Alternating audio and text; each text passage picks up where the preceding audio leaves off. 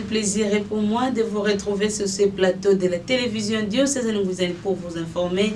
Mesdames et messieurs, salutations fraternelles et surtout bienvenue dans ce journal. Donc voici les principales articulations.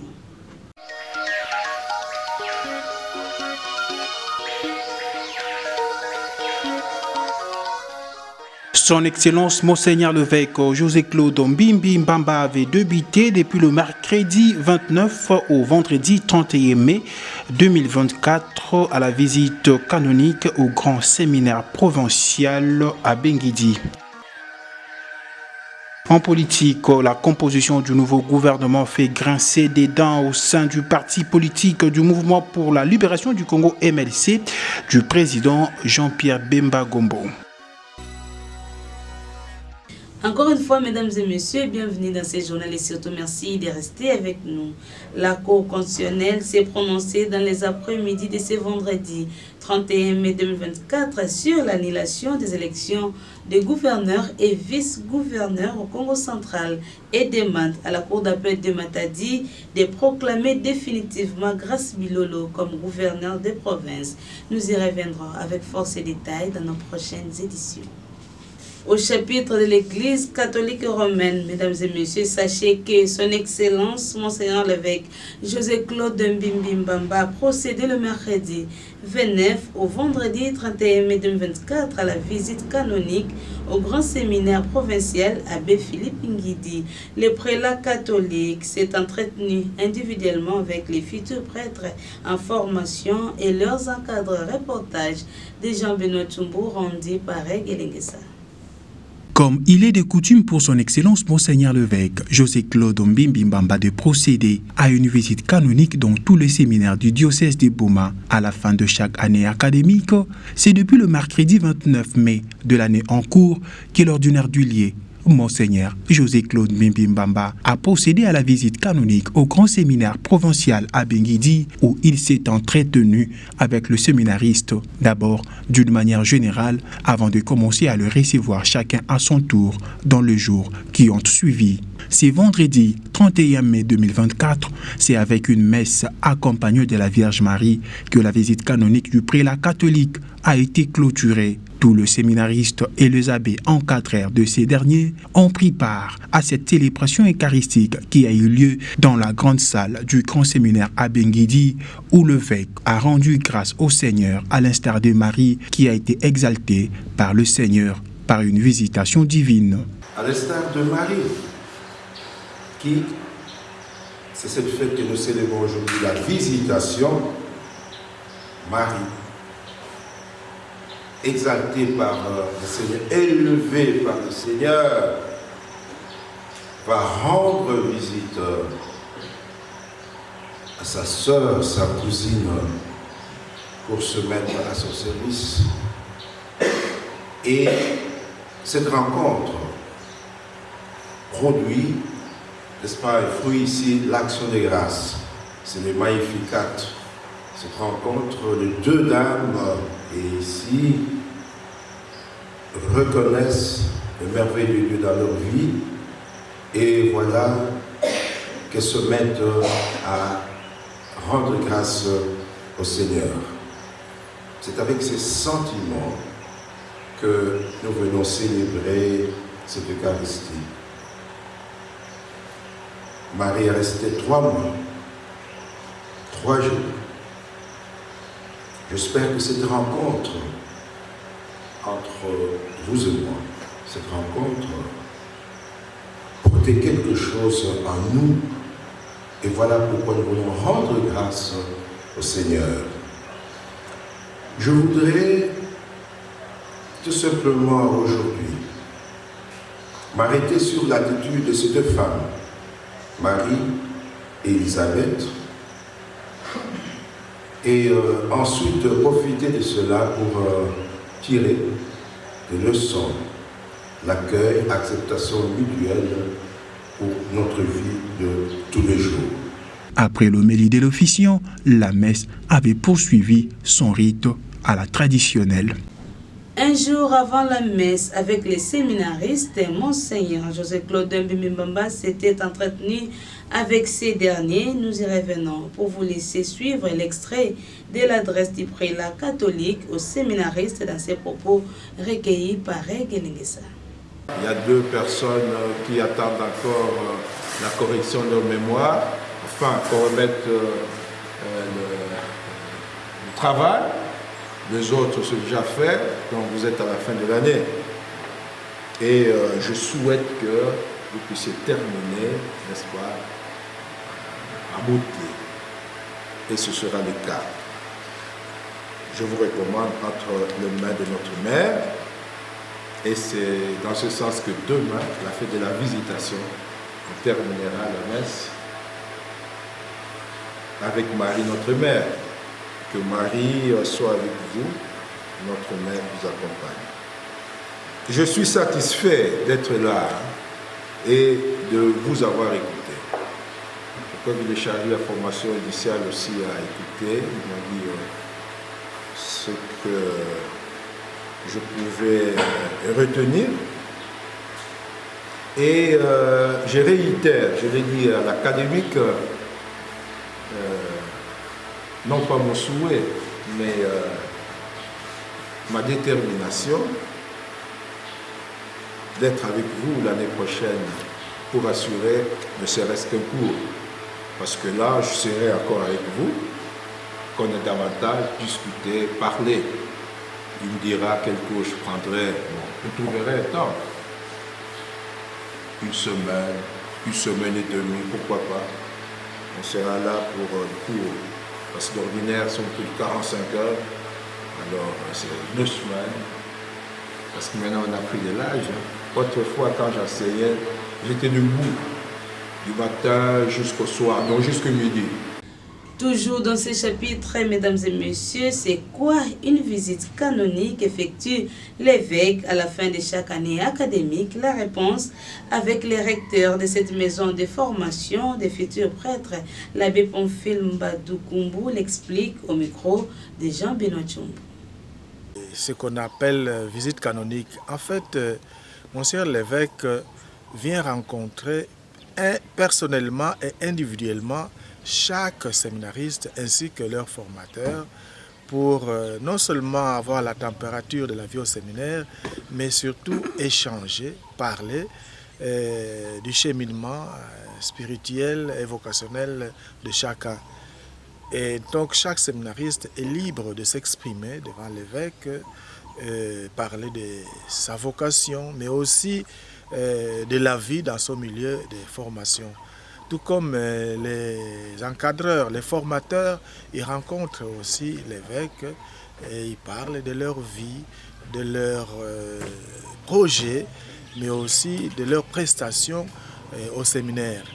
À la fin, l'évêque fait toujours une exhortation et s'il y a des observations à faire, il les fait d'abord au niveau du groupe de formateurs et ensuite avec l'ensemble de la communauté.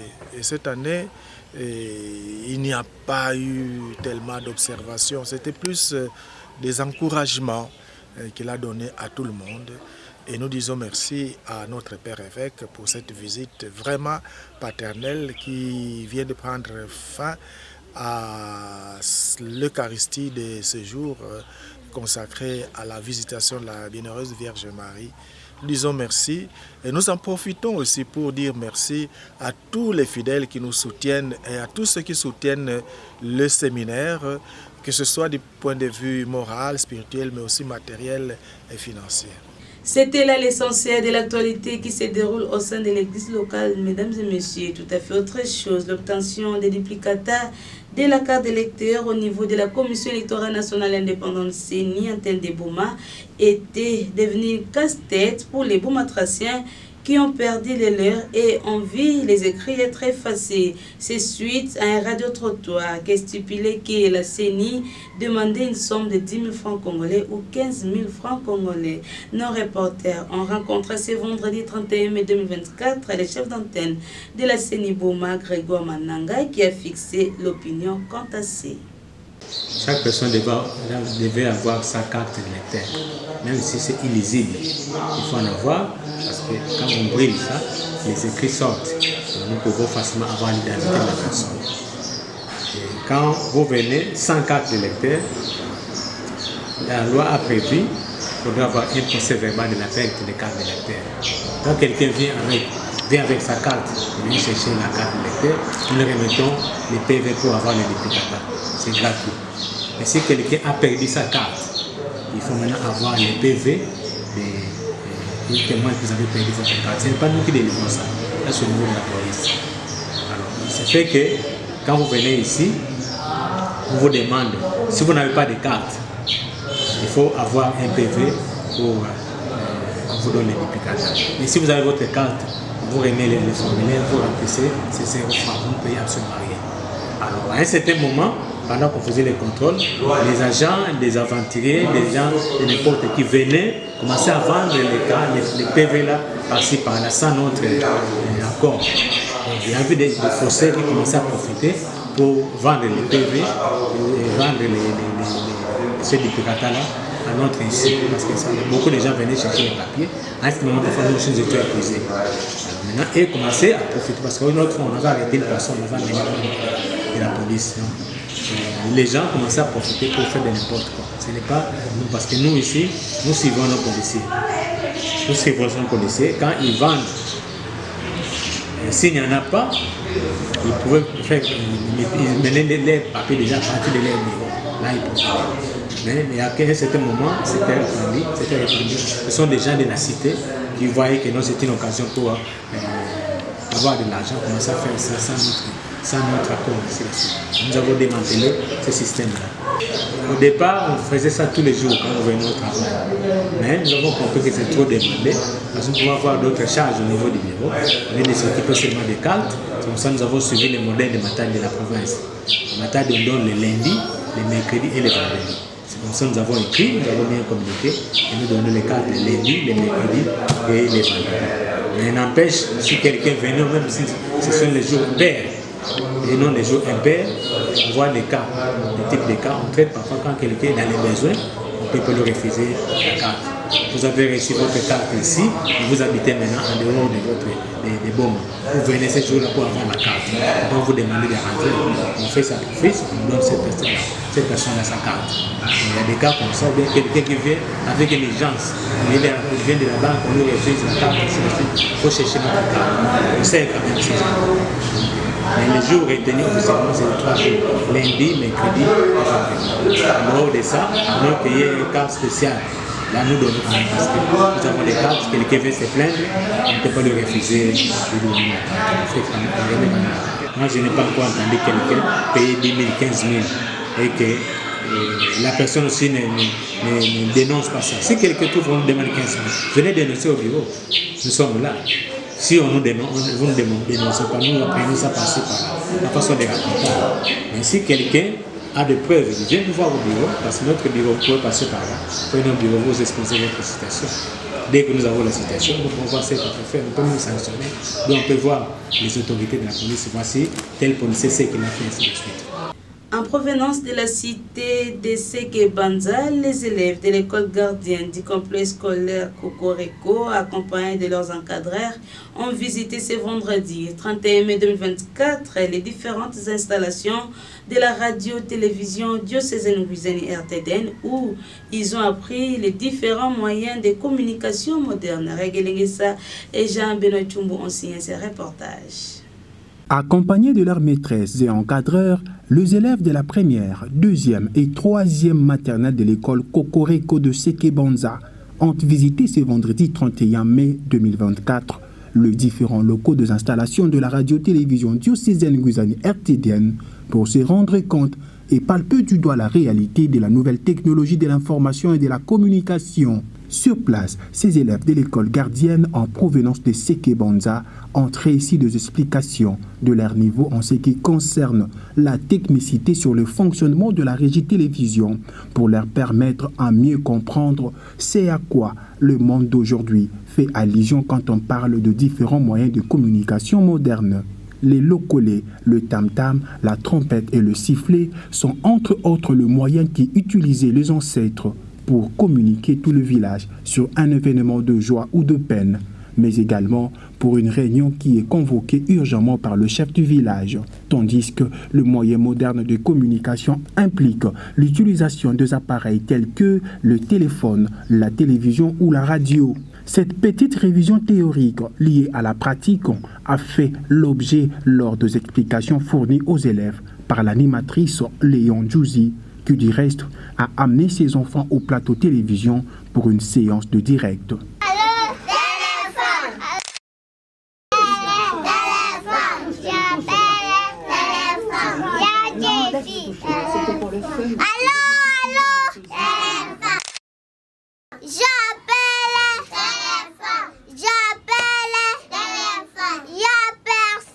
Ensuite, ces élèves ont aussi expérimenté la récente technologie du drone avant de prendre une photo souvenir avec son Excellence Monseigneur l'évêque José-Claude Mbimbi Mbamba. Restons dans ces registres de l'éducation maternelle pour suivre Lelo Mananga, maîtrise, et la sœur Tombé de l'Immaculée Conception de Marie, respectivement maîtresse et directrice de cette école maternelle de Seke Banzai, qui ont été abordées à la fin de cette visite guidée par notre équipe de reportage. L'objectif, c'était qu'on vienne visiter d'abord le Baobab Stanley. Après, là-bas, nous devons passer ici pour venir visiter notre cathédrale. Mais comme premièrement, nous venons de commencer ici, et après ici, nous allons aller visiter le Baobab Stanley. Après, le moyen de communication est tel que le moyen de communication ancestral et moyen de communication moderne. Par exemple, on avait parlé de moyen de communication qui est lokolé. Le lokolé, c'est ça que nos ancêtres utilisaient pour faire de communiquer aux autres, au village. Et aujourd'hui, nous utilisons le téléphone, soit la radio, la télévision et d'autres choses. On pose des questions, par exemple, de citer le moyen de communication. On avait juste englouti tous les deux moyens de communication, mais chaque enfant connaît qu'il y a le téléphone, c'est le moyen de communication moderne. Par exemple, nous posons la question de citer le moyen de communication ancestral.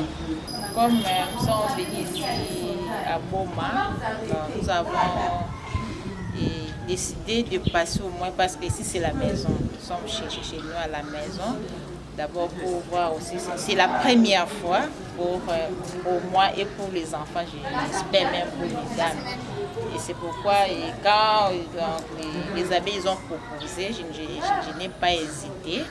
Alors c'est une bonne occasion pour nous, pour visiter au moins la RDNB. L'école c'est à Sekiban. Ouvrons à présent la page nationale, mesdames et messieurs. La composition du nouveau gouvernement fait grincer des dents au sein du parti politique du mouvement pour la libération du Congo de Jean-Pierre Bemba Gombo. Les détails dans ce récit de Reguelingessa. 48 heures après la publication de la composition du nouveau gouvernement congolais, certains expriment ouvertement leur déception. Si plusieurs partis et alliances s'en sortent bien, ce n'est pas le cas pour tous les alliés de Félix Tshisekedi. Parmi les grands perdants figure le mouvement de libération du Congo MLC de Jean-Pierre Bemba. La composition du nouveau gouvernement de la RDC n'a pas été à la hauteur des attentes du mouvement de libération du Congo MLC. Le parti espérait obtenir plus que le 23 députés nationaux proclamés élus, un chiffre décevant pour les cadres de la formation politique, sachant que l'Assemblée nationale compte 500 élus. Un maigre bilan qui s'est traduit par l'absence de poste au bureau de l'Assemblée nationale. Certains cadres soupçonnent une manipulation interne au sein de la coalition au pouvoir, perçue comme une tentative délibérée de limiter l'influence du MLC. En ce qui concerne la composition du gouvernement, le MLC comptait sur l'engagement de Jean-Pierre Bemba pendant la campagne électorale au profit de Félix Tshisekedi.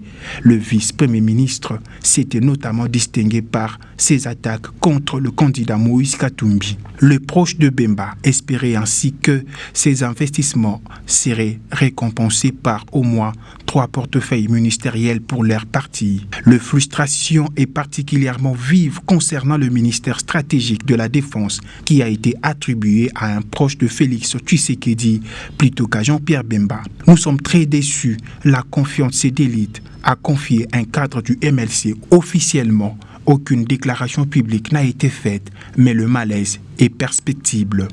Le temps de la décision n'est pas encore venu. La balle est dans les camps de notre partenaire, a déclaré un autre cadre du MLC. Du côté de l'entourage de Félix Tshisekedi, on se défend en invoquant le critère fixé au départ pour l'attribution de postes ministériels, en soulignant le poids politique de chacun. Qui vivra, verra. Restons toujours dans ces registres politiques, mesdames et messieurs. Après la publication du nouveau gouvernement Judith Souminois, les voix s'élèvent de partout pour des analyses. C'est le cas de Maurice Polo, analyste politique et leader d'opinion de la ville de Boma, au micro de Reg Elengesa. Sur le plan forme, la sortie du gouvernement un peu satisfait parce que la taille a été réduite comme souhaité. On a quitté de 57 à 54 ministres, c'est quelque chose, mais sur le plan fond, c'est là où nous voulons avoir un peu de réserve pour mettre un point de vue, parce que nous avons l'expérience. Le gouvernement sortant, effectivement, surnommé Warrior, mais sur le terrain, le résultat n'était pas satisfaisant. Alors, pour dire que ce que nous attendons de ces gens récemment nommés, c'est le résultat. L'amour dans la gestion de la chose publique.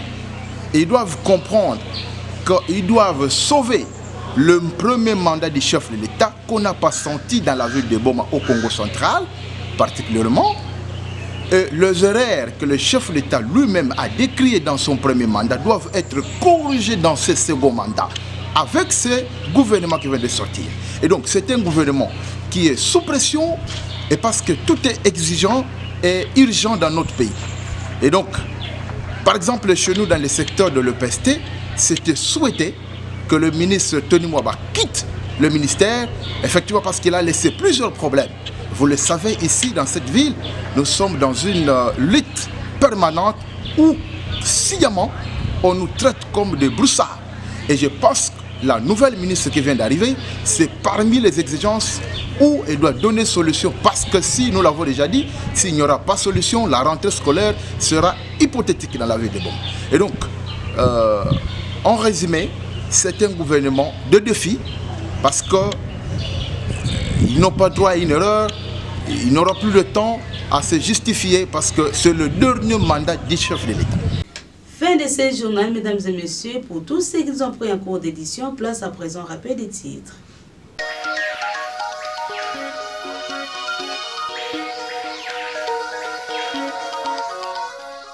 Son Excellence Monseigneur l'évêque José Claude Mbimbi Mbamba avait débuté depuis le mercredi 29 au vendredi 31 mai 2024 à la visite canonique au grand séminaire provincial à Benguidi.